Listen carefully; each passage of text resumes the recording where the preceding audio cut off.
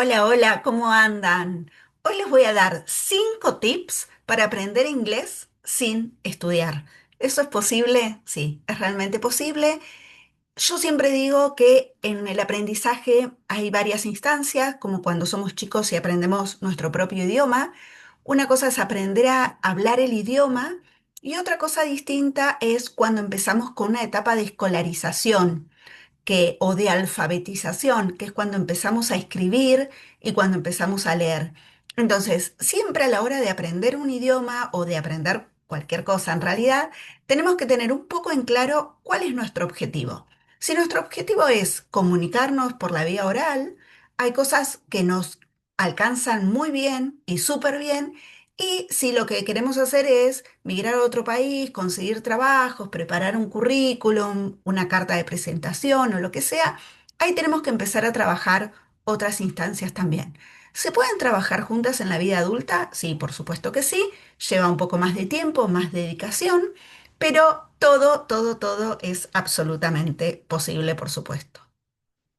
Entonces, vamos a empezar con el número 2. Escuchar y repetir antes de hablar. ¿Vieron cuando somos chiquitos y balbuceamos lo que dice mamá, lo que dice papá, lo que dicen los abuelos, cualquier referente que tengamos? Esa es la primera instancia del aprendizaje del idioma. Entonces, escuchamos a alguien que nos gusta en una serie, en una película, en una canción, decir algo que nos gusta, que nos impacta. Escuchamos y repetimos, escuchamos y repetimos. Nosotros ahora tenemos muchas herramientas que podemos fijarnos qué significa, que cuando éramos niños no las teníamos, pero en ese momento le preguntábamos a mamá o a papá, nos hacíamos entender. Pero es una instancia muy válida y muy importante, esta primera que les digo, es prácticamente imitar. Es imitar lo que alguien que es un referente para mí, repito, un cantante, un actor, quien sea, la teacher, quien sea para ustedes, escuchan, dicen, uy, esta frase me gusta y la repiten, la repiten, la repiten. Número 2, visualiza sin traducir. ¿Qué quiero decir? No estoy entrando en la visualización para la manifestación, que también creo mucho y me gusta muchísimo. Ese es un tip que no está incluido, pero que vale un montón. Ya voy a hacer otro de ese tema. Visualiza. ¿Qué quiero decir con esto? Visualiza sin traducir. Si a mí me dan una palabra, por ejemplo, apple, y digo, yo ya sé qué significa manzana. Entonces, en vez de asociarla, lo puedo asociar, perdón, sí, en vez de asociarlo a la palabra y anotar apple, ¿qué puedo hacer? Puedo hacer un montón de otras cosas.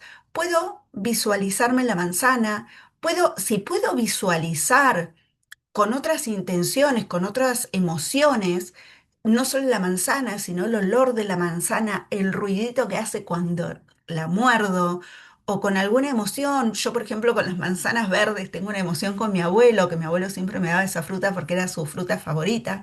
Entonces, bueno, ¿a qué voy con esto? Que en vez de escribir las palabras, las visualicemos.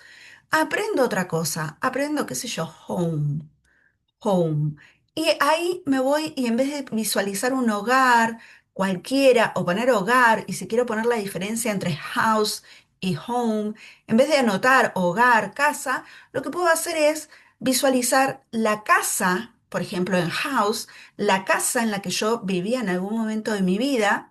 La casa, cómo eran los cuartos, y para home ya lo puedo visualizar con mi familia y mis amigos adentro. Entonces ahí ya estoy diferenciando ese vocabulario, porque en uno la emoción era solo la construcción de la casa y en el otro ya una contención de mi familia, mis amigos.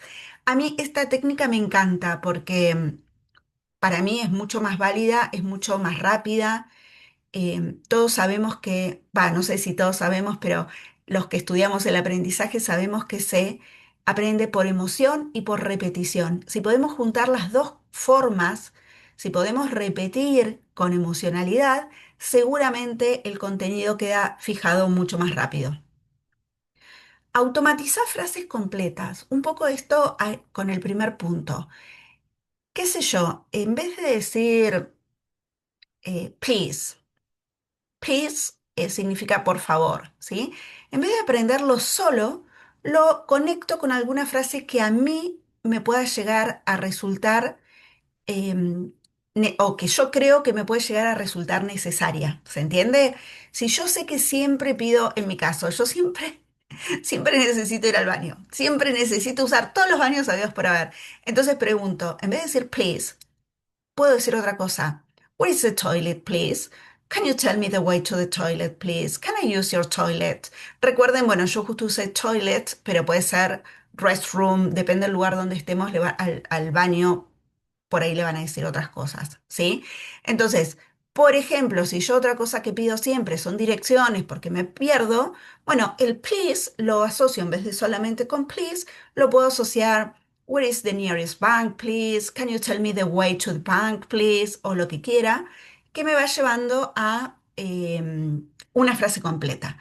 Siempre es mejor asociar las frases completas que palabritas sueltas, así tiqui, tiqui, tiqui, dando vueltas. Recuerden que para todo vocabulario que aprendamos, podemos aprender una frase completa que nosotros creamos que nos puede ser útil. No agarremos las frases de los libros así tal cuales son. Hoy tenemos un montón de oportunidades y un montón de facilidades que no tienen solo que ver con un tutor o con un teacher o con un mentor que nos vaya acompañando, depende del lugar a donde nos queramos ir a vivir, sino con nuestras propias necesidades. Y también tenemos ChatGPT, tenemos un montón de cosas que podemos usar para ir buscando frases que nos resuenan con nuestra necesidad. Vamos a la 4. No estudies, aplica. Y acá de vuelta lo mismo. Una vez que te familiarizaste con esa frase, fíjate todas las veces que lo podés usar en tu casa, ¿sí? O, o anda pensándolo en el auto. Uy, me tengo que ir al supermercado.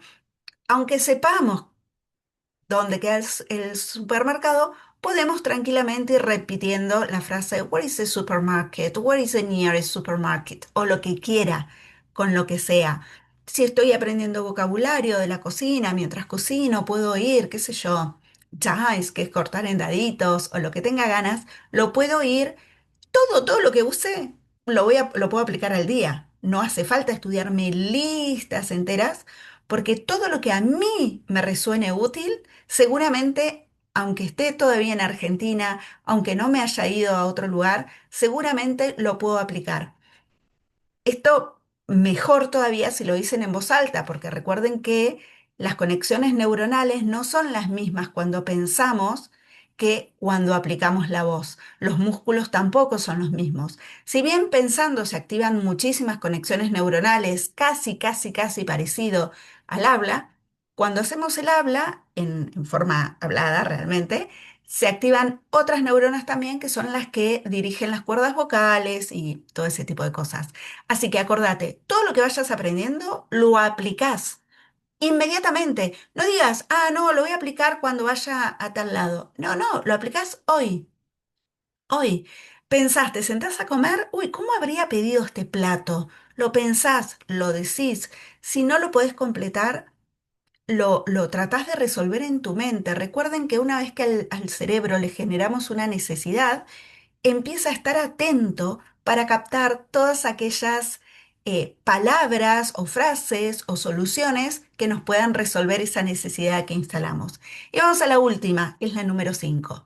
Habla imperfecto, no calles perfecto.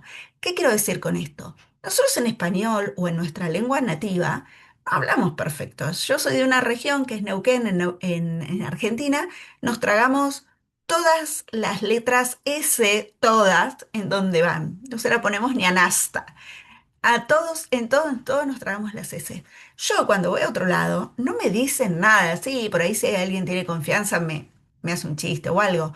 Pero nadie está pensando en cuántas S yo dije bien en este texto, en este video, en este mensaje que les estoy transmitiendo.